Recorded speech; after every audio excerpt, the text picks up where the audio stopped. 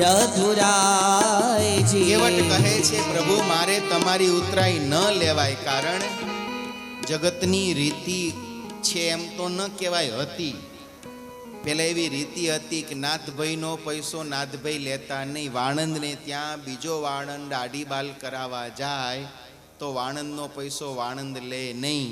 ખારવાની હોડીમાં કોઈક બીજો ખારવો બેસી જાય તો એનું ભાડું નાવિક લે નહીં. લુહારને ત્યાં બીજો લુહાર કંઈક ઓજાર ઘડાવા જાય તો લુહારનો પૈસો લુહાર લે નહીં. આવી એક રીતિ અને સમાજ વ્યવસ્થા હતી હો. હવે એવું બહુ કાંઈ રહ્યું નહીં. ગાવે તો ભાઈનું જ કરી નાખે છે, નાતીલાનું તો શું રહેવા. કેવટ લક્ષ્મણજીને કહે છે મારે રામનો પૈસો ન લેવાય, કારણ અમે બે ધંધાભાઈ છીએ.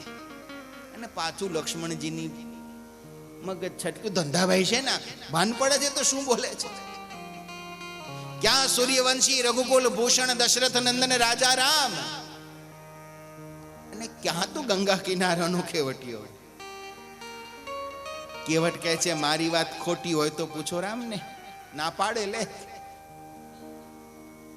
લક્ષ્મણજી તમને નહીં સમજાય, પણ અમે બે ધંધાભાઈ, કારણ કે અમારા બેયનું એક સરખું કામ. મારું નાના પાયે, એમનું મોટા પાયે. અમારા બેયનું કામ પાર ઉતારવાનું. હું લોકોને ગંગા પાર ઉતારું, રામ જીવોને ભવસાગર પાર ઉતારે. એટલે મારા ધંધાભાઈ કહેવાય, એનો પૈસો મારે લેવાય. બહુત કીન્હ પ્રભુ લખન સિય, નહીં કछु કેવટલી. બિદા કીન્હ કરુણાયતન,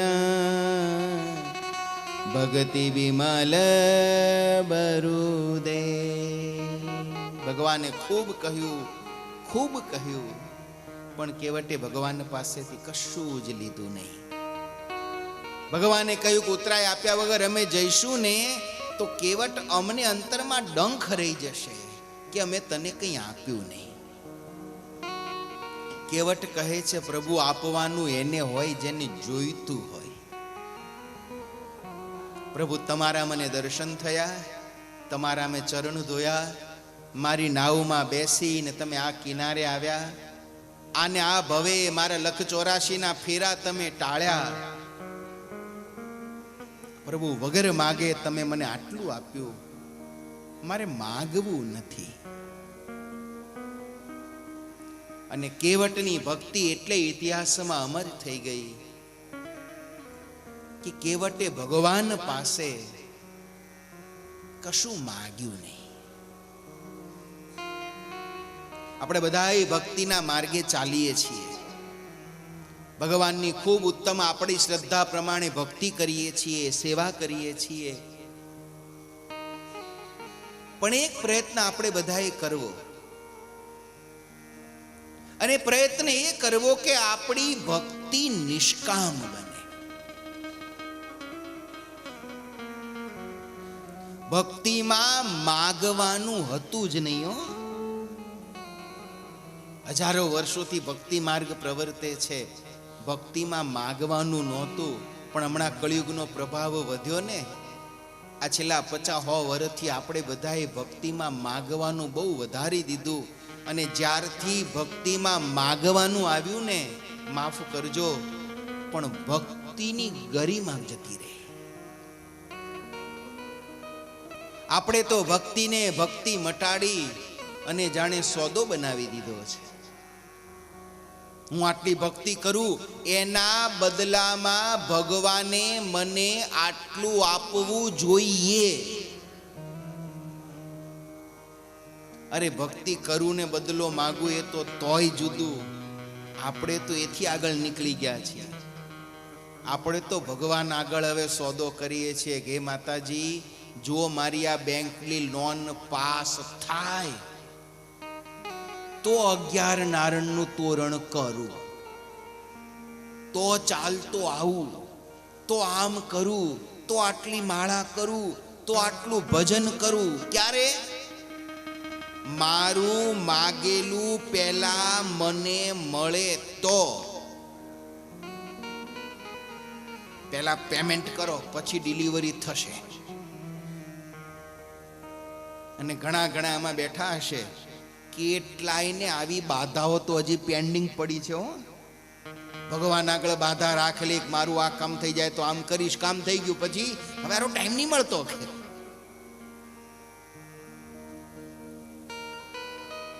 ભક્તિના સ્વાદને જો ખરેખર ચાખવો હોય ને તો ભક્તિને નિષ્કામ કરજો. કળિયુગના પ્રભાવમાં આપણે બધાએ ભક્તિને એક સોદો બનાવી દીધી છે. આપણે એક બાજુ કહીએ છીએ ભગવાન અંતર્યામી છે, ભગવાન બધું જાણે છે, તો આપણા જીવનમાં શું છે ભગવાન નહીં જાણતો હોય? મત કર બયા ઉસકે બુતિયાને में बार बार वो सब कुछ जानता है कुछ भी कहे बगैर. ભક્તિના માર્ગમાં ચાલીએ ને બસ એક જ રાખજો, પ્રભુ તું રાજી થા. બસ મારી ભક્તિના બદલામાં મને આટલું આપજો. મારા શબ્દ કડવા લાગે તો માફ કરજો, પણ ભક્તિમાં ભિખારી વેડા બંધ કરજો. ખાલી તમે જ વિચારો ને, તમે સુખી સંપન્ન છો, માનો તમે કરોડપતિ છો, અને તમારા 10 સગા કે એવા ભાઈબંધ છે, એ તમને દર અઠવાડિયે એકવાર મળવા આવે છે. જ્યારે મળવા આવે ત્યારે તમારી પાસે કંઈક નો કંઈક માગે છે. દર અઠવાડિયે મળવા તો આવે, પણ જ્યારે મળવા આવે ત્યારે કે ભાઈ હમણાં થોડીક તંગી છે, ડબ્બો ઘી મોકલજો ને. બીજા અઠવાડિયે આવે, હમણાં થોડીક તકલીફ છે, છોકરાનો બર્થડે છે, તો નવા કપડાં લાવી આલજો ને. ત્રીજા અઠવાડિયે આવે કે ભાઈ તમારા ભાભી માંદા છે, દવાખાનામાં થોડીક જરૂર છે, 2000 આપજો ને. જેટલી વાર સગો કે સંબંધી મળવા આવે એટલી વાર તમારી પાસે કંઈક નું કંઈક માગે, તેવો મિત્ર કેવો સગો તમને કેવો લાગશે? એને દરવાજામાં આવતા જોશો તો તમે શું કરશો? એનો ફોન આવશે તો ખરેખર ઉપાડશો? આ વાંચું બોલજો. આપણા મનમાં શું થશે? હારો જ્યારે આવે છે ને કંઈક માંગવા જ આવે છે, પછી તો એને જોઈને ખીજ ચડશે. પછી તો આપણે સીસીટીવી જોતા શું, દરવાજામાં આવ્યો, નોકરને કીધું આવે તો કહી દેજો શેઠ નથી, રામેશ્વર જતા રહ્યા છે, મહિના પછી આવવાના છે. આપણે પણ જ્યારે ભગવાન પાસે જઈએ કંઈક નું કંઈક માગ્યા કરીએ, કંઈક નું કંઈક માગ્યા કરીએ. ભગવાન દયાળુ છે, આપણો બાપ છે, પણ એના મનમાં એમ તો થાય ને કે આ જ્યારે આવે છે મને કહ્યું માગ જ કરે છે, ક્યારેક તો મને મળવા તું આવ. ભક્તિને નિષ્કામ કરજો. અને જુઓ, એક મજાની વાત તો એ છે, નહીં માગનારને માગનાર કરતા જાજુ મળે છે. આ ભગવાનનો નિયમ છે. ભાગવતમાં સુદામાની કથા છે, બહુ જાણીતી કથા. સુદામા ગયા, 3 મુઠ્ઠી તાંદુલ આપ્યા. ભગવાને સુદામાને 1000 વાર પૂછ્યું, બોલ સુદામા શું જોઈએ, બોલ સુદામા શું જોઈએ? સુદામો કે પ્રભુ મારે કંઈ જોઈતું નથી. સુદામાએ માગ્યું જ નહીં. જેવો ગયો તો ફાટેલા તૂટેલા કપડા વાળો સુદામા દ્વારિકાથી બહાર નીકળ્યા ને એવો ને એવો ફાટેલા તૂટેલા કપડા વાળો સુદામા દ્વારિકાની બહાર નીકળ્યો. કંઈ ન માગ્યું. પણ જ્યારે પોરબંદર પહોંચ્યો ને, ઇન્દ્રને પણ શરમ આવે એવી સમૃદ્ધિ વગર માગે 2 મુઠ્ઠી તાંદુલના બદલામાં ભગવાને મિત્ર સુદામાને આપી દીધી. ખાલી વિચાર કરો ને, સુદામાએ માગ્યું હોત કેટલું માગી શકત? અરે સુદામાને શું કામ? અહીં જેટલા બેઠા છો, આ 2025 ચાલે છે ને, 25 વર્ષ પહેલા 2000ની સાલમાં ભગવાન પ્રગટ થઈને કીધું હોત, ભગવાન મૂર્તિમાંથી આરતી કરતા હોત ને પ્રગટ થઈ ગયા હોત અને માગ્યું હોત, બોલો રાજુભાઈ કેટલું જોઈએ છે, તો આપણે કેટલું માગી શકત? અહીં જેટલા બેઠા છો, 25 વર્ષ પહેલા ભગવાને આપણને માગવાનું કીધું હોત, 25 વર્ષ પહેલા આપણા સપના કેવડા હતા? 25 વર્ષ પહેલા આપણે ભગવાન પાસે માગ્યું હોત તે શું માગી લેત? 2 બેડરૂમનો ફ્લેટ કે એથી વધારે તો આપણને સપનું નહોતું આવતું. આપણી જિંદગી 25 વર્ષ પહેલા એવડી હતી. વગર માગે ઠાકોરજી એનું ગમતું જ્યારે આપે છે ને, હિન્દીમાં બહુ જૂની કહેવત છે, ખુદા જબ દેતા હે તો છપ્પર ફાડ કે. માગનારાનો ખોબો આવડો હોય છે, આપનારાનો એ 1000 હાથ વાળો છે. ઠાકોરજીની ભજન કરજો, ભક્તિ કરજો, સેવા કરજો, દાન પુણ્ય કરજો, પણ મારી ભક્તિનો મને બદલો મળે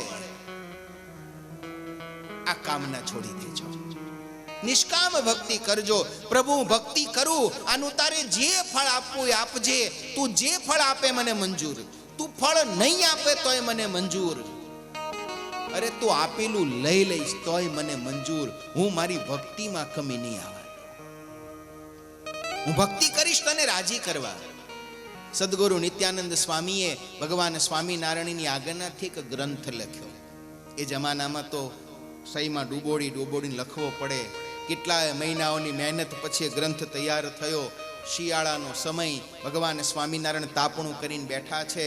સ્વામી ત્યાં ગ્રંથ લઈને આવ્યા, પ્રભુના ચરણમાં મૂક્યો. પ્રભુ આપની આજ્ઞાથી આ મેં ગ્રંથ લખ્યો છે. એ જમાનામાં આવી પોથી જ હોય. સ્વામિનારાયણ ભગવાને ગ્રંથના થોડા પાના ઉપાડ્યા, ફાડી નાખ્યા, તાપણામાં નાખી દીધા. કલ્પના કરો આ ઘટના કેવી ગણાય. આપણી જાતને ત્રાજવામાં મૂકજો.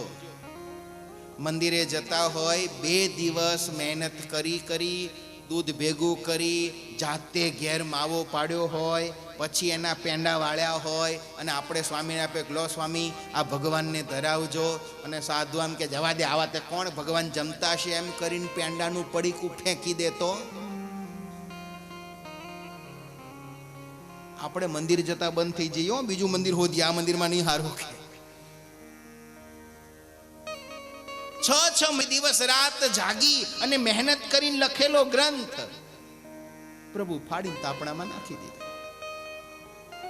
હરિભક્તો સંતો હતા, આંચકો લાગી ગયો, આ શું? પણ ત્યાં તો સ્વામી નાચવા માંડ્યા. ભગવાને બીજા પાના લઈ ફાડી તાપણામાં નાખ્યા. સ્વામી આનંદથી નાચવા માંડ્યા. બધાઈને એમ થયું કે સ્વામીનું મગજ છટકી ગયું, આવું કોઈ કરે તો મગજ રે. બીજા સંતો ઊભા થયા, સ્વામીને પકડ્યા. દુખી ન થશો. અરે હું તો બહુ રાજી છું. નવાઈ લાગી, તમે રાજી છો? તો કે હા. કેમ?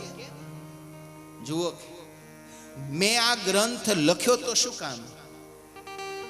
મારા ભગવાન સ્વામિનારાયણ રાજી થાય ને એટલે. આ ગ્રંથ લખવા પાછળ મારો બીજો કોઈ હેતુ નહોતો. હેતુ એક હતો, આ ગ્રંથ રચું, મારા પ્રભુને આપું, મારા પ્રભુ રાજી થાય. મેં રચીને આપી દીધો. હવે વાંચીને રાજી થાય તોય ભલે, વંચાવીને રાજી થાય તોય ભલે, કે ફાડીને બાળીને રાજી થાય તોય ભલે. મારે તો ભગવાનને રાજી કરવા છે, બીજો કોઈ મારો હેતુ નથી. આ નિષ્કામ ભક્તિ છે.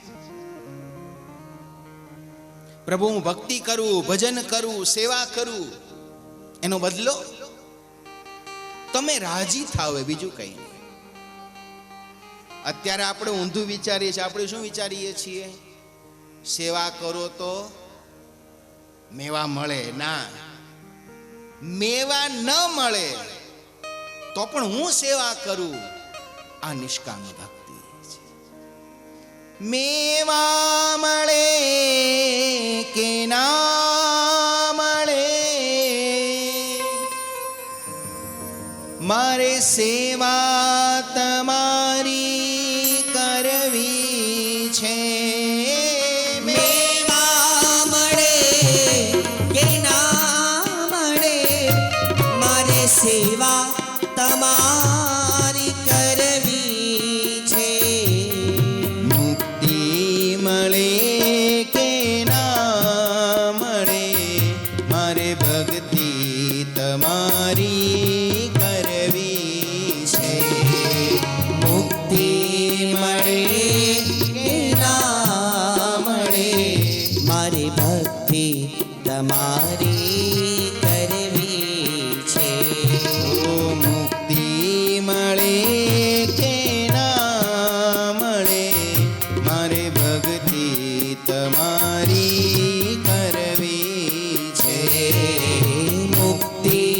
મળે કે ના મળે, મારી ભક્તિ તમારી કરવી છે.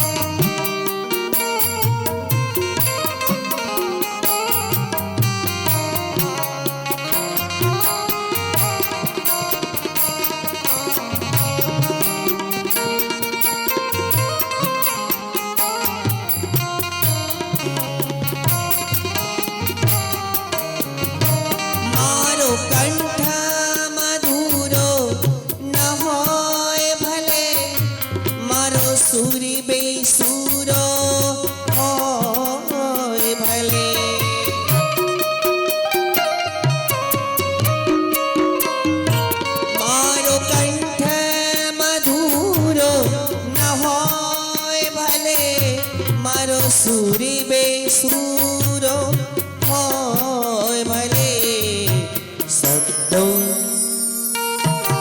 શબ્દો મળે કે ના મળે, શબ્દો મળે કે ના મળે, મારે કીર્તન તમારું ગાવું છે.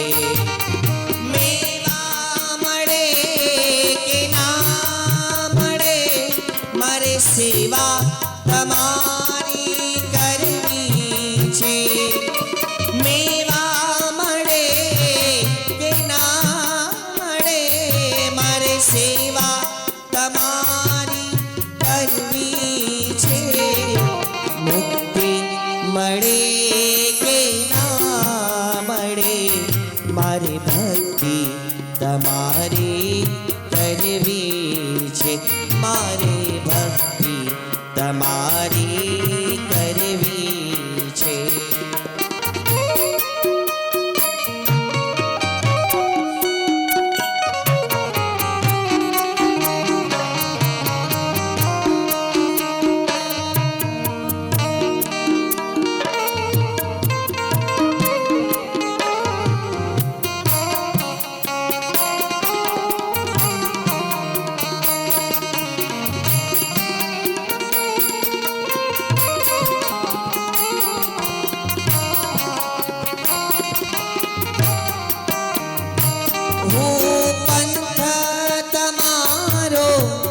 છોડું નહીં ને દૂર દૂર ક્યાંય હું દોડું નહીં.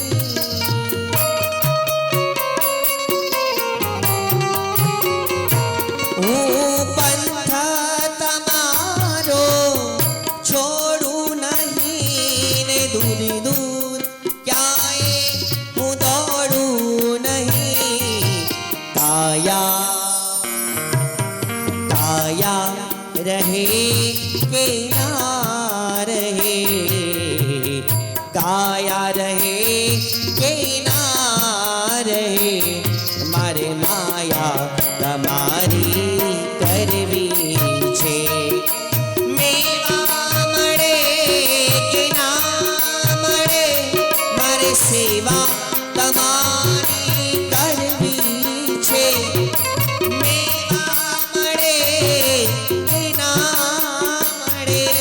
સેવા તમારી કરવી છે. મુક્તિ મળે કે ના મળે, મારે ભક્તિ તમારી કરવી છે. મારે ભક્તિ તમારી કરવી છે. મારે સેવા તમારી કરવી છે. તમારે આપવું જ હોય તો મારા ઉપર એટલી કૃપા કરો કે આ નાવમાં તમે બેઠા ને એટલે આ નાવ હવે મારા માટે તમારું સ્વરૂપ બની ગઈ. હું 14 વર્ષ સુધી તમારી રાહ જોઈશ. આ નાવને હું તમારું જ સ્વરૂપ માની એની પૂજા કરીશ. 14 વર્ષ પછી આપ પાછા આવો ને ત્યારે મારી જ નાવમાં બેસીને આપ આ કિનારેથી આ કિનારે જજો, આટલું મને વરદાન આપો. પ્રભુએ વરદાન આપ્યું. સીતાજીએ રાજીપાના પ્રતીક સ્વરૂપે પોતેને એક વીંટી કેવટને આપી. કેવટની ભક્તિને સફળ કરી, એની સાધનાને સફળ કરીને ભગવાન હવે ત્યાંથી આગળ ચાલ્યા છે. જ્યાં જ્યાં ભગવાન આગળ ચાલતા ગયા, વનમાં રહેનારા વનવાસીઓને ખબર પડતી ગઈ કે પ્રભુ અહીંથી પધારે છે. ભગવાનના દર્શન કરવા માટે સૌ ભીડ લગાવે છે.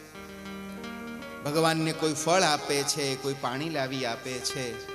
એમની સેવા, એમની ભક્તિનો સ્વીકાર કરતા પ્રભુ ચાલતા ચાલતા તીર્થરાજ પ્રયાગમાં આવ્યા છે. ભરદ્વાજ મુનિના આશ્રમમાં પ્રભુ પધાર્યા છે. ભરદ્વાજ મુનિના આશ્રમમાં રહી એમના સંકલ્પોને પૂર્ણ કરી અને ત્યાંથી ભગવાને માર્ગ પૂછ્યો છે વાલ્મીકી મુનિના આશ્રમ.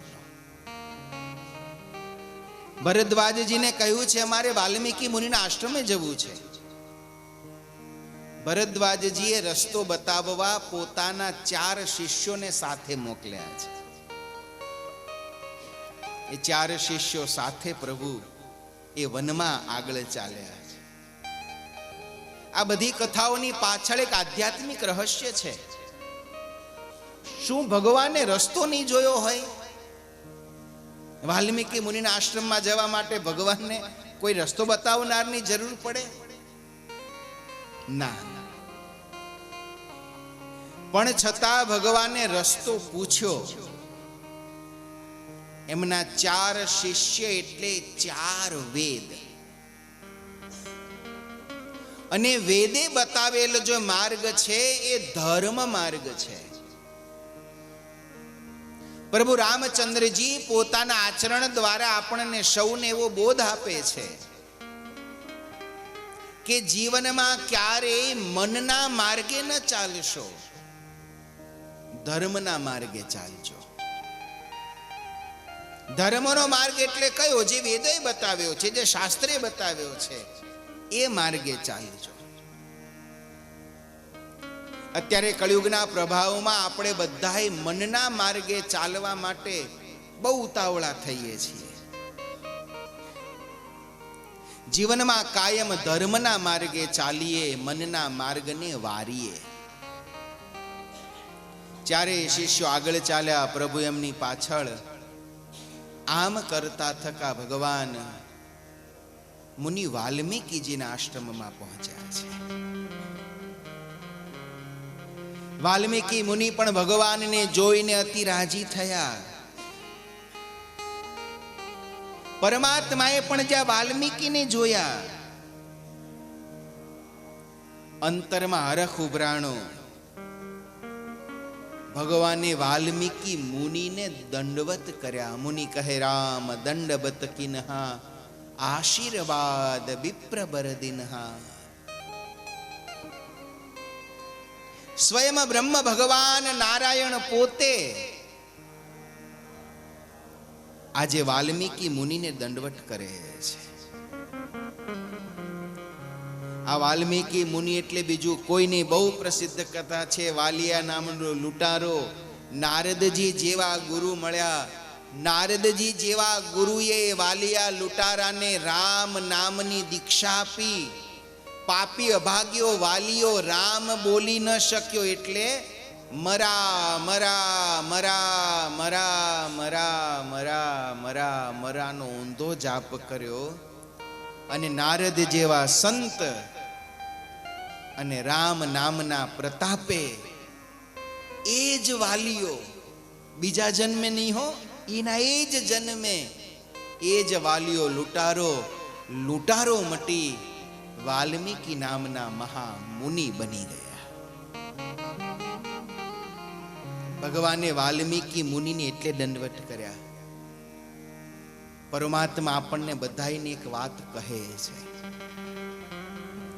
કે માણસનું જીવન એ કદાચ ગમે તેવું અધર્મ, દુરાચાર, પાપ કે અજ્ઞાનથી ભરેલું હોઈ શકે, પણ અધર્મ, અજ્ઞાન ને પાપથી ભરેલા જીવનને પણ સત્સંગ અને ભક્તિ વડે બદલી શકાય છે. ભલે ને આપણે અજ્ઞાનતા ભરે જીવનમાં કદાચ ખોટું જીવન જીવ્યા હોઈએ, પણ જ્યારે જીવનમાં આવા ગ્રંથો મળે, આવા સંતો મળે, જીવનમાં સાચી વાત જણાય, ત્યારે જીવનને બદલવાનો પ્રયત્ન કરજો. અને જે જીવન બદલી શકે છે ને એને ભગવાન પણ વંદન કરે છે.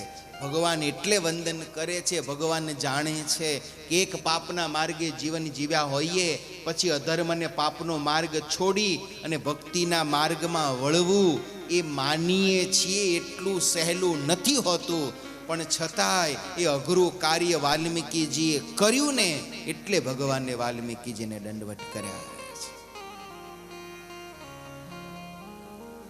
આપણે બધાએ જીવનમાં પ્રયત્ન કરવો, આપણું જીવન થોડુંક બદલાય.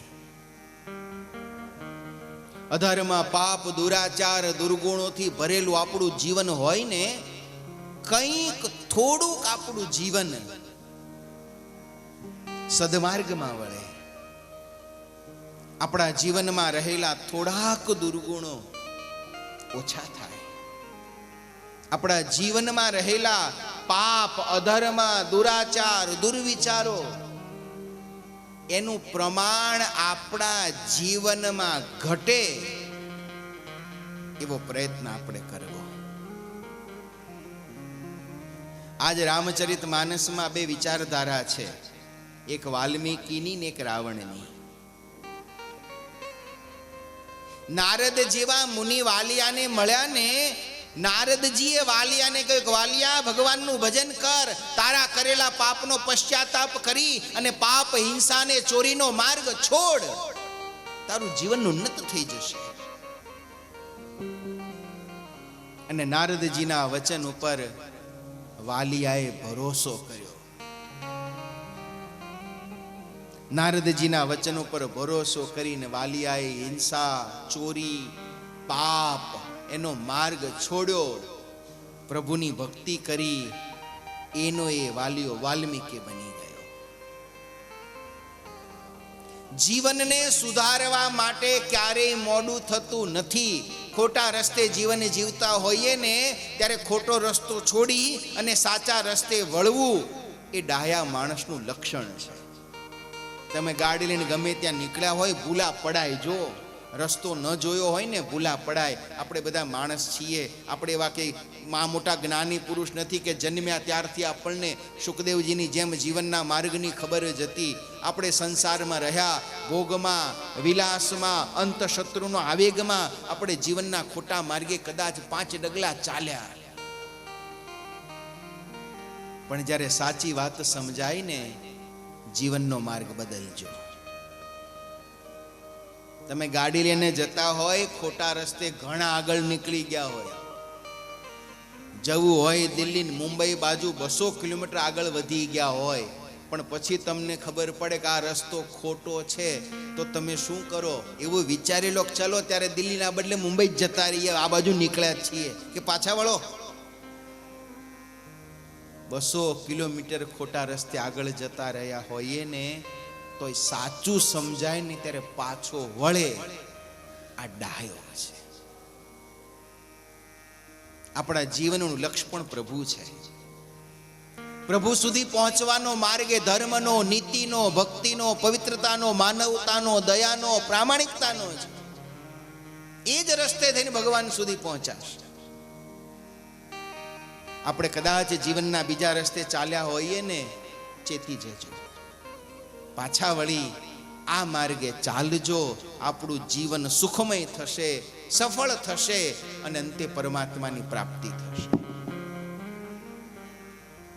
બીજી વિચારધારા રાવણની છે. રાવણની વિચારધારા શું હતી? રાવણની એક વિચારધારા હતી, હોય ન ભજન તામસ દેહા. રાવણે મનમાં ગાંઠ વાળી હતી, હું તો અસુર છું, અસુર કુળમાં મારો જન્મ છે, એટલે હું અસુર છું તો મારાથી ભજન થઈ શકશે જ નહીં. બસ આવું એને ગાંઠ વાળી લીધેલી. હું રાક્ષસ છું ને, મારાથી ભજન નહીં થાય તો હું શું કરું? તો રામ સાથે વેર કરું અને પછી રામના હાથે મરું. જીવનમાં આપણી વિચારધારાને પ્રભુમય બનાવજો, પાછા વળજો, ખોટા રસ્તેથી સાચા રસ્તે બદલજો જીવનને, તો પ્રભુને પણ વંદન કરવા પડે એવું આપણું દિવ્ય જીવન બની જશે. ભગવાન વાલ્મીકી મુનિના આશ્રમમાં આવ્યા. વાલ્મીકી મુનિએ પ્રભુનું યથોચિત સ્વાગત કર્યું. વાલ્મીકી મુનિને પ્રભુએ વંદન કર્યા અને પછી ભગવાને વાલ્મીકી મુનિને પ્રશ્ન કર્યો છે કે મુનિવર, હું તો આ જંગલમાં પહેલી વાર આવ્યો છું, તો મારે ક્યાં રહેવું એ જગ્યા મને બતાવો. વાલ્મીકી મુનિ હસી પડ્યા, પ્રભુ તમે મને એમ પૂછો છો હું ક્યાં રહું? તમે મને એક જવાબ બે આપો કે તમે ક્યાં નથી. વિભુ વ્યાપક સર્વત્ર સમાના. પ્રભુ તમે તો અણુ અણુ ને કણ કણમાં રહો છો, અને તોય તમે મને પૂછો છો કે ક્યાં રહું? પણ હવે વાલ્મીકી મુનિને પૂછ્યું જ હતું, એટલે મુનિ વાલ્મીકીજીએ ભગવાનને રહેવા માટેના કેટલાક સ્થાન બતાવ્યા કે ભગવાન તમારે ક્યાં રહેવું. આ કેટલાક દિવ્ય સ્થાન બતાવ્યા હો.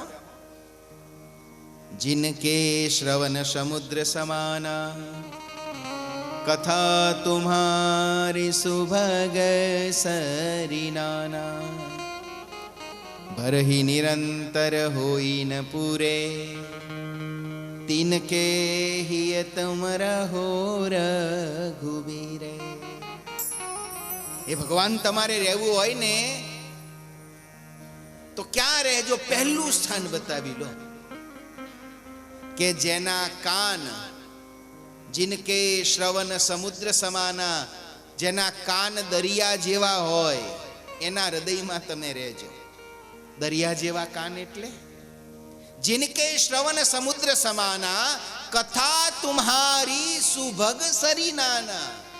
એ પ્રભુ તમારી કથા એ નદીઓ જેવી છે, જેમ આખી દુનિયાની બધી નદીઓ સમુદ્રમાં ઠલવાય છે, તો પણ સમુદ્ર ક્યારે ધરાતો નથી. સમુદ્રે કોઈ દિવસ એમને કીધું બહુ થઈ ગયું, હવે મારે પાણી નથી જોઈતું. એમ જે ભક્તનું હૃદય તમારા ચરિત્રોના શ્રવણથી ક્યારેય તૃપ્ત જ ન થાય, ગમે એટલી કથાઓ સાંભળ્યા કરે છતાં પણ જેના અંતરમાં એની તૃપ્તિ ન થાય, આવા જેના શ્રવણ હોય એના હૃદયમાં હે રામ તમે રહેજો. પ્રભુ પ્રસાદ સુચિ સુભગ સુબાસા, સાદર જાસુ લઈ નિતનાસા, તુમ્હી નિવેદિત ભોજન કરહી, પ્રભુ પ્રસાદ પટ ભૂષણ ધરહી, ગુરુ નવહી સુરુ ગુરુ દ્વિજ દેખી, પ્રીતિ સહિત કરી વિનય વિશેષ. જુદા જુદા 14 સ્થાન બતાવ્યા છે. હે પ્રભુ, જેની નાસિકા, જેનું નાક તમને અર્પણ કરેલા ફૂલ અને પ્રસાદ એની સુગંધ લેવા સિવાય જગતની બીજી કોઈ સુગંધને ઈચ્છે નહીં, એના હૃદયમાં તમે રહેજો. જેની જીભ તમને અર્પણ કર્યા વગરનો કોઈ પણ અન્નને ઈચ્છે નહીં, માત્ર તમારો પ્રસાદિત છે, એના હૃદયમાં તમે રહેજો. જેનું મસ્તક માતા પિતા ગુરુ વડીલ વિદ્વાન એના ચરણમાં સદાય ઝૂક્યા કરે છે, એના હૃદયમાં હે પ્રભુ તમે રહેજો. જેના હાથ તમારી પૂજામાં, તમારી માળામાં, તમારા કીર્તનમાં નિત્ય રહે છે, એના હૃદયમાં તમે રહેજો. પ્રભુ જેના મનમાં તમારો જ ભરોસો છે. આ પરમાત્માને રહેવાના 14 સ્થાન છે ને, એની આખી એક કથા છે. એક એક વાત એટલી સુંદર ગોસ્વામી તુલસીદાસજીએ વર્ણવી છે. પ્રભુ જેના હૃદયમાં તમારો જ ભરોસો છે, તમારા વિના જગતમાં બીજા કોઈનો ભરોસો નથી, એવાના હૃદયમાં એ પ્રભુ તમે રહેજો. જેના ચરણ તીર્થમાં સત્સંગમાં તમારા દર્શનમાં જ જાય છે, એના હૃદયમાં તમે રહેજો. હે ગુરુદેવ, હે પ્રભુ, જેના હૃદયમાં કામ ક્રોધ મદ મોહ માન લોભ નથી, એવા નિર્મળ હૃદયમાં તમે રહેજો. જે સદાય બધાયનું હિત ઈચ્છે છે, ક્યારેય કોઈનું અહિત ઈચ્છતો નથી, એના હૃદયમાં તમે રહેજો. બહુ મજાની એક વાત છે, જે બીજાનું સુખ જોઈ અને સુખી થાય છે અને બીજાનું દુઃખ જોઈને દુઃખી થાય છે, આવા સત્પુરુષના હૃદયમાં હે રામ તમે વાસ કરજો. ખાલી બીજાને સુખી જોઈને સુખી થાય ને, આ મોટી ભક્તિ છે. જે પરસ્ત્રીને સદાય માત સમાન માને છે, પરધનને પથ્થર સમાન માને છે, એના હૃદયમાં તમે રહેજો. પરધન પથ્થર જાનીએ પરસ્ત્રી માત સમાન, ઇતને સે હરી ના મિલે તો તુલસીદાસ જમાન. હે પ્રભુ, એના અંતરમાં તમે વાસ કરજો. જે સદા સર્વદા બીજાના ગુણ જોવે છે,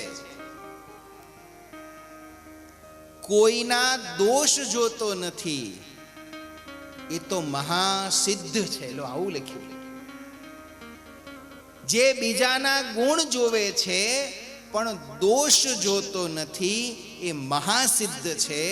અને એના હૃદયમાં હે પ્રભુ તમે સદા સર્વદા નિવાસ કરી અને રહેજો. આવા દિવ્ય સ્થાનો બતાવ્યા અને છેલ્લે એક પ્રાકૃત સ્થાન બતાવ્યું. ચિત્રકૂટ ગિરી કરહું નિવાસો, તહ તુમ્હાર સબ ભાતિ સુપાસો. શૈલો સુહાવન કાનન ચારો, કરી કે હરી મૃગ બિહગ બિહારો. ચિત્રકૂટ ગિરી કરહું નિવાસો. હે પ્રભુ, ચિત્રકૂટ નામનો પર્વત છે, ત્યાં તમારા માટે ઉત્તમ સ્થાન છે, તમે ત્યાં નિવાસ કરીને રહો. વાલ્મીકીજીના વચનને અનુસરી ભગવાન રામચંદ્રજી ચિત્રકૂટ ઉપર આવી અને હવે નિવાસ કરીને રહ્યા છે. નાની એવી પર્ણકુટીર બનાવી છે. સીતાજીની સાથે પ્રભુ ત્યાં રહે છે. દરરોજ વહેલા સવારે જાગે. આજુબાજુના બધા વનવાસીઓને ખબર પડી છે કે પ્રભુ રામચંદ્રજી અહીં રહેવા આવ્યા છે, એટલે બધા પ્રભુના દર્શન કરવા, પ્રભુને મળવા આવે છે. પરમાત્મા પણ વનમાં રહેનારા બધા વનવાસીઓને આદરથી મળે છે, એમની સાથે પ્રેમ કરે છે, એમની સાથે સ્નેહ રાખે છે. બધાને તેમ છે કે આ તો અયોધ્યાના રાજકુમાર છે. ત્યારે ભગવાન એમ કહે છે, ના, અમે કોઈ અયોધ્યાના રાજકુમાર નથી, અમે તમારી સાથે વનમાં રહીએ છીએ, આપણે બધાય વનવાસી છીએ. એક પ્રસંગ તો ગોસ્વામી તુલસીદાસજી એવો સુંદર લખ્યો છે. એક દિવસ સવારમાં સીતાજી પાણી ભરવા માટે ગયા. હવે જંગલમાં વહેતી નદી હશે, સુકાઈ ગઈ, અને સુકાઈ ગયેલી નદીમાં પાણી શોધવા માટે એ નદીમાં ખાડો કરવામાં આવે, જેને વીરડો કહેવાય. નાનો એવો ખાડો કરે એટલે તરત પાણી આવે. આ જંગલમાં રહેનારા બધા આદિવાસીઓએ નાનો વીરડો કર્યો છે. સીતાજી એમાં નીચે ઉતર્યા છે અને તો થોડું થોડું પાણી આવે એટલે નાળિયેરની કાચલી લઈ અને વીરડામાં જે થોડું પાણી ભેગું થયું હોય એ ઉલેચીને પોતાનો ઘડો સીતાજી ભરી રહ્યા છે. આમ સીતાજીનો જ્યાં ઘડો ભરાવા આવ્યો એટલામાં તો એ વીરડામાં પાણી ભરવા માટે એ જંગલમાં રહેનારા બીજા આદિવાસી બહેનો આવ્યા. એમણે સીતાજીને જોયા, હાથ, અરે રે રે, તમે તો અયોધ્યાના રાજરાણી છો, બહાર આવો, અમે તમને પાણી ભરી દઈએ. સીતાજી કે ના, આપણે જંગલમાં રહીએ છીએ, આપણે બધા સરખા વનવાસી. એક કામ કરો, હવે તમે નીચે ઉતરશો અને તમે ક્યાં મહેનત કરશો, એની કરતા લાવો તમારા ઘડા હું ભરી આપું. વનવાસી બહેનોને નવાઈ લાગી, અરે તમે અયોધ્યાના રાણી, તમે બહાર આવો, અમે તમારો ઘડો ભરી આપીએ. સીતાજી કે ના, આગ્રહ કરી અને જંગલમાં રહેનારા વનવાસી બહેનોના ઘડા સીતાજીએ ઉલેચીને ભર્યા. અને જ્યારે સીતાજીની આવી નમ્રતા, આવી સેવા અને આવી ભેદ રહિત દ્રષ્ટિ જોઈને ત્યારે જંગલમાં રહેનારા એ વનવાસી બહેનોનું હૃદય આનંદિત થયું. અને આનંદિત હૃદય વાળા વનમાં રહેનારા એ બહેનોએ સીતાજીને આશીર્વાદ આપ્યા.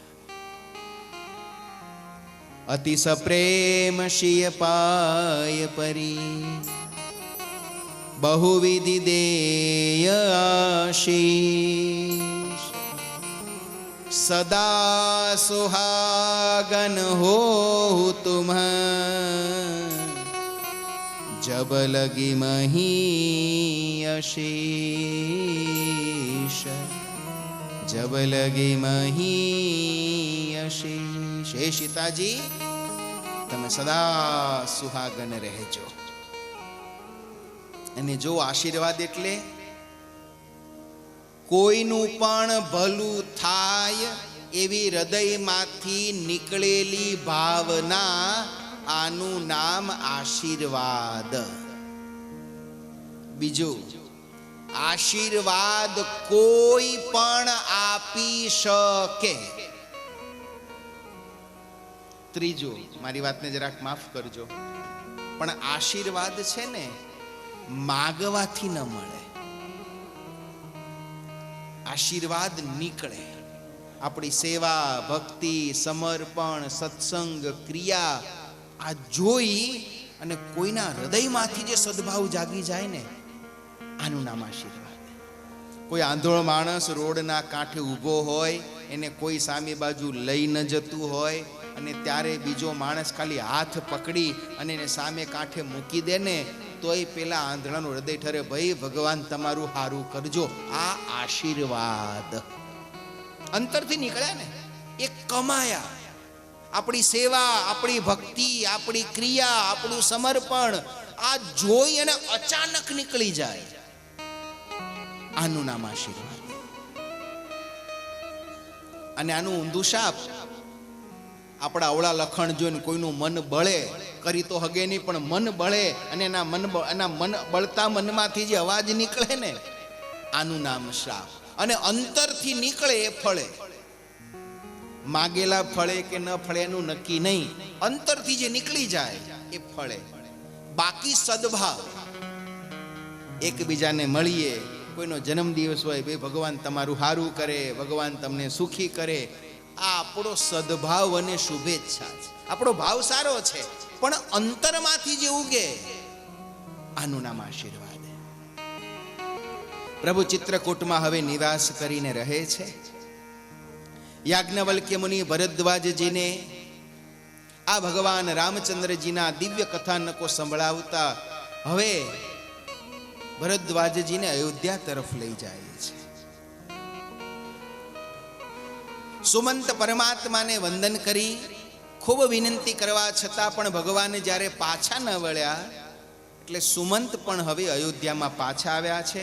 માર્ગમાં નગરજનો મળ્યા છે, નગરજનોને પ્રભુનો સંદેશો આપ્યો છે અને સુમંત હવે રાજમહેલમાં આવ્યા.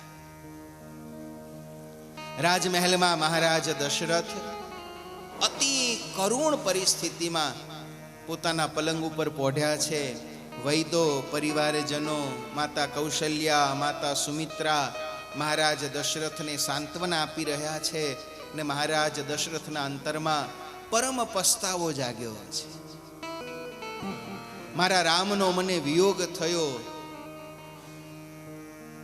આ કઈ કઈએ મારાથી મારા રામને છૂટા પાડ્યા. રામ વગર હું જીવી નહીં શકું. હે કૌશલ્યા, કદાચ મારો પ્રાણ ચાલ્યો જાય ને તો એ કઈ કઈને મારા અંતિમ દર્શન કરવા ન દેતા. એ કઈ કઈને મારા મૃતદેહનો સ્પર્શ કરવા ન દેતા. એ પાપી સ્ત્રીએ જેમ નાગણ ઝેર ડંખ મારી અને દુખી કરી નાખે એમ અમારા રામનો મને વિયોગ કરાવી નાખ્યો. આમ કરી પોતાના દુઃખ માટે કઈ કઈને મહારાજ દશરથ જ્યારે દોષ આપી રહ્યા છે, પણ આમ કહેતા કહેતા અંતરમાં ઝબકારો થયો, જ્ઞાન થયું. હું શું કામ કઈ કઈને દોષ આપું? આમાં વાંક કઈ કઈનો ક્યાં છે? વાંક તો મારો જ છે. કઈ કઈ પ્રત્યે મને આંધળો મોહ થયો. મોહ સકલ વ્યાધીન કર મૂલા. આ મારો મોહ જ મારા બધાય દુઃખોનું મૂળ છે. આમ જ્યાં મહારાજ દશરથ પસ્તાવો કરી રહ્યા છે, કૌશલ્યાએ મહારાજ દશરથનો હાથ પકડ્યો છે. મહારાજ, દુઃખી ન થશો, ધીરજ રાખો. 14 વર્ષ હમણાં પસાર થઈ જશે. હમણાં રામ પાછા આવશે. અયોધ્યામાં રામના આવવાથી આનંદ આનંદ થશે. મહારાજ, થોડી ધીરજ રાખો. પણ મહારાજ દશરથની ધીરજ હવે રહી નથી. શ્વાસ એક દંડી થયો છે. રામના વિયોગમાં મહારાજ દશરથનો પ્રાણ હવે એમના શરીરને છોડીને ચાલ્યો જશે. આવી અઘરી સ્થિતિ આવી છે. અને પોતાના મોત માટે મહારાજ દશરથ ક્યારેક કઈ કઈને, ક્યારેક પોતાના મોહને જવાબદાર ઠેરવી રહ્યા છે. અને જ્યારે મૃત્યુની છેલ્લી ઘડીઓ નજીક આવી છે, મહારાજ દશરથની આંખ હવે બંધ થવાની તૈયારી છે. અને એવામાં મહારાજ દશરથે હાથ લાંબો કર્યો.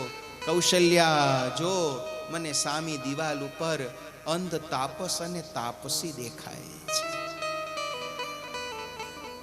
મરતા પહેલા મહારાજ દશરથે પોતાના જીવનનું એક કરેલું કર્મ આજ પ્રકાશિત કર્યું છે. બહુ પ્રસિદ્ધ કથા છે, વર્ષો પહેલાની વાત. મહારાજ દશરથ જંગલમાં શિકાર કરવા ગયા. કોઈ શિકાર થયો નહીં. ત્યારે છેલ્લે શબ્દવિધિ બાણ ચલાવ્યું અને તળાવમાં કોઈ હરણ પાણી ભરતું હોય એવો અવાજ લાગવાથી એ દિશામાં બાણ છોડ્યું. અને બાણ છૂટતા જ એક મનુષ્યની ચીસ મહારાજ દશરથને સંભળાઈ. મહારાજ દશરથ ત્યાં જઈને જોયું. હાથમાં ઘડો, છાતીમાં બાણ અને શ્રવણ કુમાર મૃત્યુના મુખમાં પડ્યો છે. મહારાજ રડી પડ્યા. બેટા, તું કોણ છે? મારું નામ શ્રવણ છે. તું અહીંયા ક્યાંથી? મારા માતા પિતા અંધ છે. એ અંધ માતા પિતાને તીર્થયાત્રા કરાવવા માટે હું કાવડમાં બેસાડીને નીકળ્યો હતો. જંગલમાં થાક્યા. મારા માતા પિતાને વૃક્ષ નીચે આરામ કરવા બેસાડી હું મારા માતા પિતા માટે પાણી ભરવા આવ્યો હતો. ખબર નહીં અચાનક ક્યાંકથી બાણ આવી ગયું. મહારાજ દશરથ રડી પડ્યા. બેટા, મને માફ કરજે. આ બાણ મેં ચલાવ્યું છે. મને એમ આ ઘડાનો અવાજ થયો. મને એમ કે મૃગલું પાણી પીતું હશે એટલે મેં બાણ ચલાવી દીધું. બેટા, મને માફ કરી દે. શ્રવણ કહે છે, મહારાજ, થવા કાળ હશે થયું. મને કઈ જીવન મરણનો શોક નથી. પણ મારા માતા પિતા અંધ છે. મારા વગર એમનો બીજો કોઈ આધાર નથી. હવે મારા માતા પિતાનું શું થશે? આ મને ચિંતા છે. મહારાજ દશરથે મરતા શ્રવણને વચન આપ્યું. બેટા, ચિંતા ન કરીશ. આ કરેલા પાપનું પ્રાયશ્ચિત હું કરીશ. આજથી તારા માતા પિતા મારા માતા પિતા છે. હું અયોધ્યાનો રાજા છું. એમને રાજમહેલમાં લઈ જઈશ. રતિ ભાર પણ એમના જીવનમાં હું દુઃખ નહીં આવવા દઉં. મહારાજ દશરથનું વચન સાંભળી શ્રવણના અંતરમાં સંતોષ થયો. શ્રવણે આંખ બંધ કરી અને પાણીનો ઘડો ભરી મહારાજ દશરથ શ્રવણના માતા પિતા પાસે આવ્યા. શ્રવણના માતા પિતા અંધ છે, પણ પગનો અવાજ સાંભળ્યો ને જાણી ગયા કે આ શ્રવણ નહીં. પરમાત્માની લીલા બહુ ગજબ હોય છે. ભગવાન જેને આંખ નથી આપતો ને, ભગવાન એને કાન ગજબ ના આપે છે, એને નાક ગજબ નું આપે છે. કવિ સુરેશ દલાલની એક બહુ સુંદર કવિતા છે. ઈશ્વર કેવી કમાલ કરે છે, અણદેખી અણધારી, એક બારણું બંધ કરે તો ખોલી નાખે બારી. અંધને આપી છે એણે હથેળી માં 10 આંખો, પગ જ્યાં અટકે ત્યાં મનને ફૂટે પાંખો. લીલા એની અજબ અને લીલા એની ન્યારી, એક બારણું બંધ કરે તો ખોલી નાખે બારી. ઈશ્વર કેવી કમાલ કરે છે, અણદેખી અણધારી. પગનો અવાજ સાંભળ્યો, ખબર પડી ગઈ કે અમારો દીકરો શ્રવણ નહીં. કોણ છો તમે? મહારાજ દશરથ બોલી ન શક્યા. અંધ માતા પિતા આગળ જઈને પાણીની ધાર કરી, પીધું નહીં. તમે કોણ છો? મારો દીકરો શ્રવણ ક્યાં છે? મહારાજ દશરથે રડતા રડતા કહ્યું, મને માફ કરજો, અયોધ્યાનો રાજા દશરથ છું. મારા બાણથી શ્રવણનો પ્રાણ ચાલ્યો ગયો છે, પણ હું તમને રાજમહેલમાં લઈ જઈશ, કોઈ વાતનું દુઃખ નહીં પડવા દઉં. નોકર ચાકર સોનાના રથમાં તમને ફેરવીશ. પણ શ્રવણના મૃત્યુની વાત સાંભળતા બંને માતા પિતા કરુણાક્રંદ કર્યું. મહારાજ દશરથને કહે છે, તમે એમને રાજમહેલ દેખાડો છો, નોકર ચાકર સુખ સમૃદ્ધિ દેખાડો છો. મહારાજ, પુત્રના મરવાની પીડા શું હોય તમને શું ખબર પડે? અને વાત તો એ હતી કે ત્યારે મહારાજ દશરથના ઘેર કોઈ દીકરો નહોતો. અને મરતા મરતા અંધ તાપસ અને તાપસીએ મહારાજ દશરથને શ્રાપ આપ્યો કે મહારાજ ભગવાન કરીને એવું થજો કે આજ જેમ અમારા પુત્રના વિયોગમાં અમારા પ્રાણ જાય છે ને, એમ તમારા પુત્રના વિયોગમાં તમારા પ્રાણ જજો. આજે મૃત્યુની છેલ્લી ઘડીએ મહારાજ દશરથને એ શ્રવણના અંધ માતા પિતા આંખ સામે દેખાયા અને મરતા મરતા એમણે શ્રાપ આપેલો એ શ્રાપ દેખાયો. અને મહારાજ દશરથે પોકાર કર્યો, હે કૌશલ્યા, હે સુમિત્રા, હું મારા મોત માટે શું કામ કોઈ બીજાને દોષ આપું? આ મેં જ કરેલા કર્મનું ફળ આજે હું ભોગવું છું. કર્મ પ્રધાન વિશ્વ કરી રાખા, જો જસ કરહી તસ ફલ ચાખા. ઠાકોરજી આ જગતને એવું કર્મના ચક્રમાં બાંધ્યું છે ને, અવશ્યમેવ ભોક્તવ્યમ કૃતમ કર્મ શુભા શુભમ. માણસ માત્રે કરેલા સારા અને નરસા કર્મનું ફળ ભોગવવું પડશે, ભોગવવું પડશે અને ભોગવવું જ પડશે. કર્મ જો ભગવાનના બાપને ન છોડતું હોય તો મને તમને છોડશે? જીવડો લીધેલો એણે શ્રવણ કુમારનો ને, અંધો ને અંધી એની સુરતે ચડે છે. જીવડો લીધેલો એણે શ્રવણ કુમારનો ને, અંધો ને અંધી એની સુરતે ચડે છે. જીવડો લીધેલો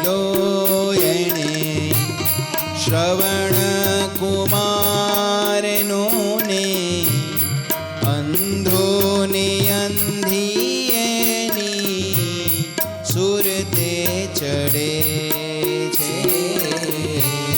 જીવડો લીધેલો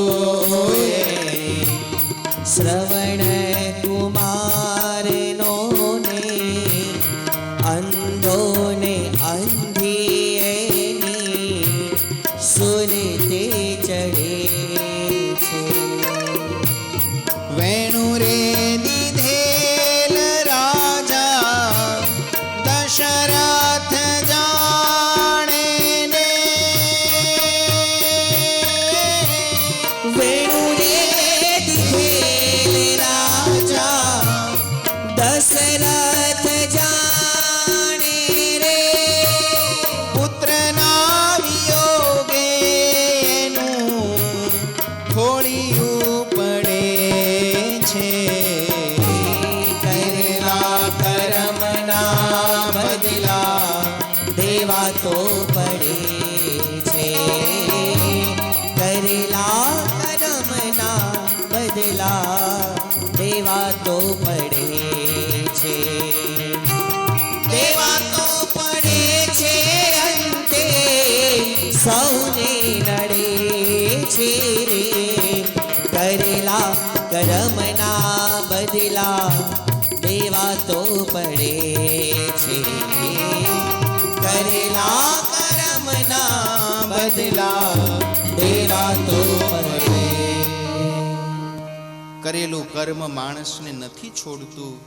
મહારાજ દશરથ આજ પુત્રના વિયોગમાં રામ, લક્ષ્મણ, ભરત અને શત્રુઘ્ન ચાર દીકરાનો બાપ હોવા છતાં આજે મૃત્યુ સમયે મોઢામાં ચમચી ગંગાજળ આપે ને એવો એક દીકરો પલંગ પાસે હાજર નથી. રામ રામ કહી રામ કહી રામ રામ કહી રામ રામ રામ રામનું સ્મરણ કરતા મહારાજ દશરથે પોતાનો પ્રાણ છોડી દીધો. મહારાજ દશરથના અવસાનના સમાચાર સાંભળતા આખી અયોધ્યામાં શોક છવાયો. કઈ દેશથી ભરત અને શત્રુઘ્નજીને પાછા બોલાવવામાં આવ્યા. જ્યાં ભરતજી આવ્યા અને ત્યાં તો માતા કઈ દોડ્યા. તાત બાત મેં સકલ સવારી, હે દીકરા મેં બધું જ ગોઠવી દીધું તું. રામને વનમાં મોકલી દીધા હતા. તમારા માટે રાજગાદીનું નક્કી કરી નાખ્યું હતું. પણ એક નાનું વિઘ્ન વચમાં આવ્યું. આ દશરથ રાજા મૃત્યુ પામ્યા એટલે હવે જલ્દી રાજ્યાભિષેક થશે નહીં. આ શબ્દ જ્યાં માતાના મુખે સાંભળ્યા ભરતજીના અંતરમાં ક્રોધ વાપ્યો. કે શું કર્યું માં? તે મારા રામને મારાથી જુદા કર્યા. જે મને મારા રામથી જુદા કરે, જા તું મારી માની આજ પછી તારું મોઢું નહીં જોઉં. આવ્યા હવે તો આખું નગર ભરત અને શત્રુઘ્નને શંકાની નજરે જોવે. ભરતજીએ માફી માંગ્યા. કપટમાં મારો જરાય ભાગ નહીં. જો આમાં મારો કંઈ પણ ભાગ હોય તો મને રામ ના સા. પછી તો વશિષ્ઠજી આવ્યા. મહારાજ દશરથનો અગ્નિ સંસ્કાર ભરતજીના હાથે જ થયો. ભરતજીને કહ્યું તમે રાજગાદી ઉપર બિરાજો. ભરતજી કે ના, ગાદી તો રામની, પણ રામ તો વનમાં છે, હું મનાવીને પાછા લઈ આવું. ભરતજી હવે પોતાના બધા જ પરિવારજનોને સાથે લઈ જનકપુરીથી મહારાજ જનક અને માતા સુનયના, ગુરુદેવ વશિષ્ઠજી, શતાનંદજી, બધી રાણીઓ, હજારો નગરજનો પ્રભુ રામને મનાવવા માટે ચાલ્યા છે. ભરતજી અયોધ્યાથી નીકળ્યા. રસ્તામાં જેમને જેમને મળતા ગયા. ભરતજીની કથા પણ બહુ જ અલૌકિક છે. હો, કહું છું ને, રામાયણનું એક એક પાત્ર અલૌકિક છે. ભરતજીને જેને મળ્યા ભરતજી ઉપર કોઈએ ભરોસો જ કર્યો નહીં. બધાએ શંકા જ કરી. નિર્દોષ હોવા છતાં ભરતજી ઉપર બધાએ શંકા કરી. તોય ભરતજીએ બધે પોતાની નિર્દોષતા સાબિત કરતા આવ્યા. ચિત્રકૂટ ગયા, પ્રભુને મળ્યા. ભગવાન સીતાજી પણ બધાય સગા સંબંધીઓને મળ્યા. ખૂબ ખૂબ વિનંતી કરી, પ્રભુ પાછા આવો. ભગવાન કે ના. પછી પ્રભુ રામચંદ્રજી પોતાની પૂજામાં જે પાદુકા હતી એ સ્મૃતિ સ્વરૂપે ભરતજીને આપી. ભરતજી પાદુકા લઈને આવ્યા. અયોધ્યાની રાજગાદી ઉપર એ પાદુકા મૂકી ભરતજી નંદીગ્રામમાં નિવાસ કરીને રહ્યા. હવે 14 વર્ષે પ્રભુ આવશે ત્યારે રાજગાદી ઉપર પ્રભુનો અભિષેક કરીશું. ભરતજી નંદીગ્રામમાં આવીને નિવાસ કરીને રહેશે ને ભગવાન હવે આગળ વનમાં જે વિચરણ કરશે એની સુંદર કથાઓ આપણે બપોર પછીના સત્રમાં શ્રવણ કરીશું. ભરતજીના નંદીગ્રામ નિવાસની સાથે જ ગોસ્વામી તુલસીદાસજી આ રામચરિત માનસનું બીજું સોપાન એટલે અયોધ્યા કાંડને પણ અહીંયા પૂર્ણ કરે છે. અને અયોધ્યા કાંડની પૂર્ણતાની સાથે આપણી આજની કથાને પણ આપણે ભગવદ નામ સ્મરણ સાથે વિરામ આપીએ. ગોવિંદે બોલો હરિ ગોપાલ બોલો, ગોવિંદ બોલો હરિ ગોપાલ બોલો, રાધા રમણ હરિ ગોપાલ બોલો, રાધા રમણ હરિ ગોપાલ બોલો, ગોવિંદ બોલો હરિ ગોપાલ બોલો, ગોવિંદ બોલો હરિ ગોપાલ બોલો, ગોવિંદ બોલો હરિ ગોપાલ બોલો, ગોવિંદ બોલો હરિ ગોપાલ બોલો, ગોવિંદ બોલો હરિ ગોપાલ બોલો, ગોવિંદ બોલો હરિ ગોપાલ બોલો, રાધા રમણ હરિ ગોપાલ બોલો, રાધા રમણ હરિ ગોપાલ બોલો, ગોવિંદ બોલો હરિ ગોપાલ બોલો, ગોવિંદ બોલો હરિ ગોપાલ બોલો, ગોવિંદ બોલો હરિ ગોપાલ બોલો, ગોવિંદ બોલો હરિ ગોપાલ બોલો, ગોવિંદ બોલો હરિ ગોપાલ બોલો, ગોવિંદ બોલો હરિ ગોપાલ બોલો. બોલો રામચંદ્ર ભગવાન ભગવાનની જય, શ્રી સ્વામિનારાયણ ભગવાન. ભગવાનની જય.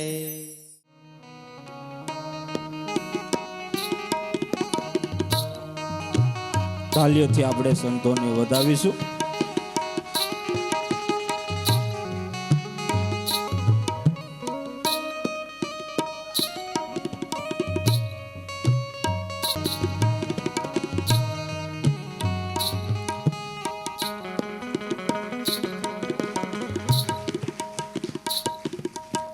ભક્તજનો, આપણે ખૂબ ભાગ્યશાળી છીએ કે જ્યારે આ પવિત્ર ભૂમિ 4 ધામમાંનું એક ધામ, 12 જ્યોતિર્લિંગમાંનું એક જ્યોતિર્લિંગ. 4 ધામ ભગવાન વિષ્ણુના સ્થાનક કહેવાય.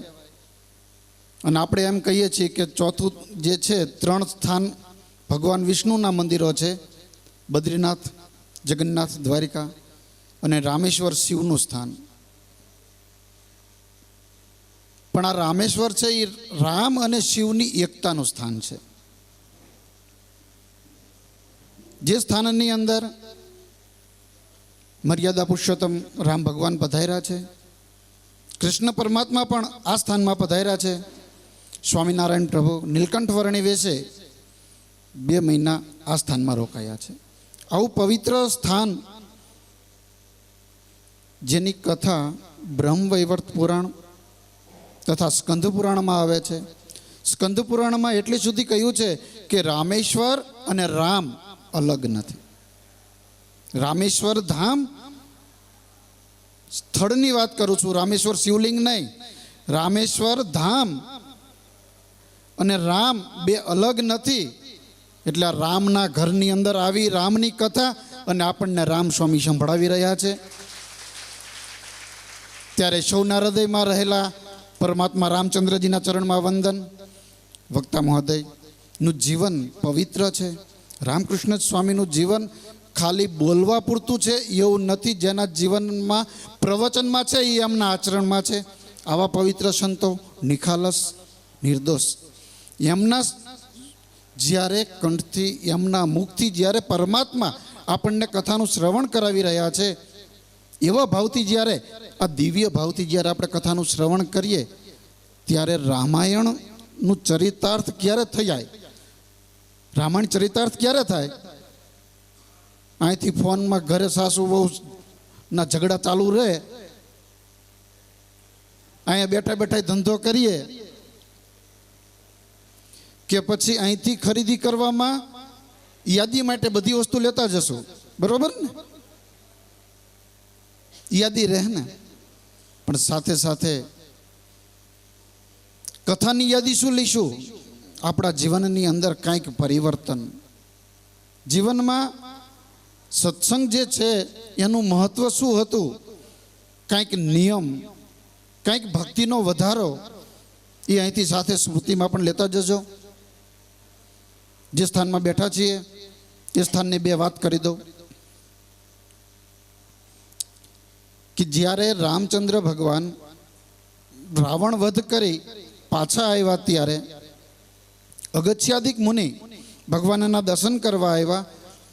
ત્યારે અગત્ય મુનિએ કહ્યું કે પ્રભુ, આપને કોઈ કર્મ બંધન હોતું નથી, તમારા માટે કોઈ પાપ પુણ્ય કાંઈ નથી, છતાં પણ લોક અર્થે, લોકને શિક્ષા અર્થે એને સમજણ પડે કે થયેલા પાપનું પ્રાયશ્ચિત કરવું જોઈએ, માટે રાવણ વધના પ્રાયશ્ચિત રૂપે, બ્રહ્મહત્યાના પ્રાયશ્ચિત રૂપે તમને છે નહીં, પણ એક લોક શિક્ષા અર્થે તમે અહીંયા શિવલિંગની સ્થાપના કરો. આ કથા સ્કંદ પુરાણમાં છે. બાકી આપણી કથા છે કાંઈથી રાવણ વધ કરવા ગયા ત્યારે રામેશ્વરની સ્થાપના કરી. સ્કંદ પુરાણમાં આ કથા છે કે ભગવાન જ્યારે પાછા આવ્યા બ્રહ્મહત્યાના પ્રાયશ્ચિત રૂપે અહીંયા રામેશ્વરની સ્થાપના કરી. આ સ્થાનમાં અગત્ય મુનિએ તપ કરેલું છે, પતંજલિ ઋષિએ તપ કરેલું છે. તમે મંદિર દર્શન કરવા ગયા હશો, એમાં પતંજલિ ઋષિનું પણ સમાધિ સ્થાન છે. 22 કુંડમાં સ્નાન કર્યા, ન કર્યા હોય તો હજી કરી લેજો. જે આ રામેશ્વર ટાપુ છે એ ગંધમાદન પર્વત કહેવાય છે, જ્યાંથી હનુમાનજી મહારાજ સીતાની શોધ માટે છલાંગ લગાવી અને જે તાકાત કરી તો તાકાતથી આ પર્વતને જમીનમાં અંદર દબાવી દીધો. એટલે આ ગંધમાદન પર્વત જમીનમાં દબાઈ ગયો. તમે દર્શન કરવા ગયા હોય તો મંદિરના પહેલાના 4 રસ્તેથી ડાબી બાજુ રામ ઝરૂખા કે રામ પાદમ, જ્યાં ભગવાનના ચરણ પગલા છે, એ ગંધમાદન પર્વતની ટોચ, એનું શિખર, ત્યાંથી હનુમાનજી મહારાજ લંકામાં છલાંગ લગાવીને ગયેલા. એ સ્થાન વિભીષણ ભગવાનના શરણે આવ્યા. તમે સેતુબંધ જતા, ધનુષકોટી જતા વચ્ચે વિભીષણ મંદિર છે, જે શરણાગતિનું સ્થાન છે, જ્યાં ભગવાનના શરણે વિભીષણ આવ્યા એની સ્મૃતિમાં એ મંદિર છે. આગળ ધનુષકોટી છે, જ્યાં વિભીષણે કહ્યું કે પ્રભુ, અહીંથી તમે લંકાનો રસ્તો બનાવી દીધો, પણ હવે તો હું તમારો ભક્ત બન્યો છું, મારે તમારું ભજન કરવું છે, એટલે રસ્તો ચાલુ રહે છે ને કોઈ રાજાઓ મારા ઉપર ચડાઈ કરે તો મને ધ્યાન ભજનમાં વિક્ષેપ થાય, માટે આ રસ્તો બંધ કરો. ત્યારે ભગવાને એ જગ્યાએથી ધનુષની કોટી દ્વારા દબાવી અને પુલને અંદર દબાવી દીધો, તોડી નાખ્યો. એટલે આનું નામ પડ્યું છે ધનુષકોટી. જે સ્થાનમાં નીલકંઠ વર્ણી 2 મહિના રોકાયા ત્યારે એ ધનુષકોટીમાં રહી. દૂર દૂર સુધી જે મોટા મોટા જહાજો હોય ત્યાં પાણી ઉપર, જેમ આપણે પૃથ્વી ઉપર ચાલી એમ પરમાત્મા પાણી ઉપર ચાલી, દૂર રહેલા મોટી સ્ટીમરો, વહાણો ત્યાં સુધી જતા, ત્યાં જઈ એમાં ધ્યાન કરવા બેસતા, પાછા પાણી ઉપર ચાલતા આવે. આવું ઐશ્વર્ય દેખાડી જે કોઈ જીવ આજુબાજુમાં હોય, જેને આ દર્શન થાય, એ ભગવાનના શરણે આવે અને ભગવાન એને સત્સંગ કરાવતા. એટલે આ પવિત્ર સ્થાનમાં સ્નાનનો મહિમા છે. 22 કુંડમાં સ્નાન કરો, અગ્નિતીર્થમાં સ્નાન કરો, જ્યાં સીતાજીની અગ્નિ પરીક્ષા થઈ છે. એ જગ્યા ઉપર અગ્નિતીર્થમાં સ્નાન કરવાથી, પિતૃને તર્પણ કરવાથી વર્ષો સુધી પિતૃઓ તૃપ્ત રહે છે. ધનુષકોટીમાં સ્નાનનો મહિમા છે કે ધનુષકોટીમાં સ્નાન કરવાથી જેટલા સમુદ્રના રેતીના રજકણ આપણા શરીરે ચોંટે એટલી બ્રહ્મહત્યા હોય તો પણ માફ. હજી બાકી રહી ગયું હોય તો ધનુષકોટી જાઓ ત્યારે સ્નાન કરી લેજો. આ પવિત્ર સ્થાનમાં કૃષ્ણ પરમાત્મા મામાના વધ પછી નારદજીના કહેવાથી મામા વધના પ્રાયશ્ચિત રૂપે જે 22 કુંડમાં છેલ્લો કુંડ કોટી તીર્થ, જે રામચંદ્ર પરમાત્માએ જ્યોતિર્લિંગની સ્થાપના કર્યા પછી અભિષેક કરવા માટે ધનુષની કોટીથી પાતાળ ગંગા ઉત્પન્ન કરેલા અને સૌ પ્રથમ ભગવાને અભિષેક કરેલો એ કોટી તીર્થ, એમાં કૃષ્ણ પરમાત્મા સ્નાન કરવા આવેલા. આપણે આરતીમાં બોલીએ છીએ કે 68 તીર્થ ચરણે કોટી ગયા. કોટી તીર્થ એટલે કોટી, ગયા એટલે બુદ્ધ ગયા અને કાશી. એ કોટી તીર્થની અંદર કૃષ્ણ પરમાત્મા પણ સ્નાન કરવા આવ્યા છે. આ ભૂમિ છે એ પ્રાયશ્ચિતની ભૂમિ છે, તપની ભૂમિ છે, મુક્તિની ભૂમિ છે. અસ્તુ. જય સ્વામિનારાયણ. તમે અહીંયા સુધી પધાર્યા છો, દરેક સંતો તથા હરિભક્તોને એક વિનંતી કે અમારે અહીંયા મંદિર બની રહ્યું છે એ અમારું નથી, આપણું છે, માટે સર્વે ત્યાં પધારજો એવી દરેકને વિનંતી અને આમંત્રણ. જય સ્વામિનારાયણ.